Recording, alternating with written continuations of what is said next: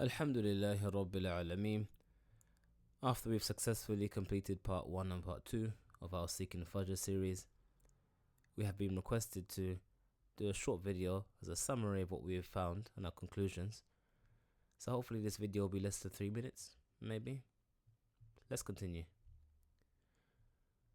Our previous videos were aimed at tackling the problem at grassroots, looking at the evidences, looking at what we can actually see in the horizon.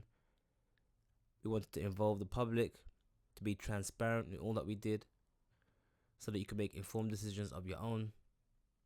And most importantly, we didn't want to impose any particular view on anyone. We wanted just to make the evidence clear so that anyone can make their own decision. And the idea is simple, really. Allah's given us eyes that we can see. However, what we can see isn't always transmitted to others very well. Could be down to opinion. Maybe I think, you think. Let's record what we've got using a camera. And we can use time-lapse. Time-lapse is where you take a picture every 1, 2, 3, 4 seconds, 5 seconds. And when you piece these pictures together, you get a video. What's unique about time-lapse videos is that as you have the still shots, pictures, they have attached to them a time and place. So once you identify when the Fajr occurs, you can look at the exact moment when that occurred. So once you've got your camera set up on a tripod, so you get the same picture each time, you find yourself a nice high location so you can see the horizon clear without any obstructions, no buildings, no trees.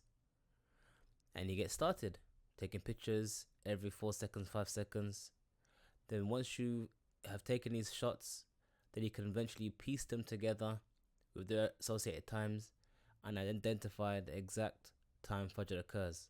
But our project was to show this video to you guys, so you can give us your times when you reckon the Fajr comes in, and then we can collect these times or these time slots together and get the mean average of all those times that were suggested. Then you find the corresponding time of that shot or of that photo, because the timestamp that was on the original video was the timestamp of the video, not of the actual time you're seeing in that shot or in that video. And then we compare that time to the various timetables that are out there, and from this we can see which time slots or timetables are either too early or too late, and we can see which ones are kind of in the same ballpark as what we are. And then we can have a look at the data. So here we got some timetables from some known establishments across the world, and we chose these establishments because they varied in the methods they took and the approach they took. So it started from Malaysia, where they considered 20 degrees below the horizon to be the beginning of Fajr. Al-Qura 18.5, Muslim World League and MRDF 18, 15 degrees north ISNA, and then you have the London Unified Islamic Prayer Timetable, which is a new one, who went by the sighting. And then we compare all of those to our collective average. As you can see, from day 1 and day 2 and day 3, you can see, as you would expect, from the Malaysian timetable will be the earliest one, from because it's 20 degrees, going down to Qura slightly later, Muslim World League slightly later. Surprisingly enough, MRDF were, mashallah, true to form. They said 18 degrees, and in summertime when these videos were taken or these times were taken, the sun doesn't actually go lower than 18 degrees, which is interesting as to why the above times are an hour over an hour after. And then we can consider and compare these times to our collective average.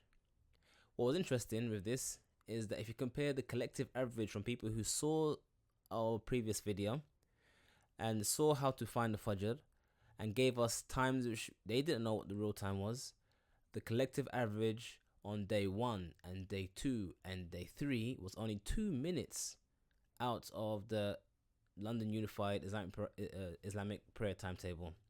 And we suspect that day 4 was late because there was cloud cover to some degree. It wasn't thick cloud, but there was some sort of cloud disturbance in the horizon on day 4. And if you compare those times to the nautical twilight, we find again another correlation between those times. But that's something to consider when you choose the prayer timetables that you want to follow for this Ramadan and for future Ramadan during the summertime. And for all of those different timetables, you can find them on an app that I use. It's a very good app called Muslim Pro. This app is very simple. It allows you to choose any particular timetable we have and others.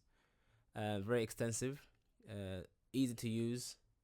It has a free version, has adverts, and you can pay for it to get rid of the adverts. So now we strongly advise you pay for it to give the Muslim brothers or sisters whoever made it their fair due, as they put work into it.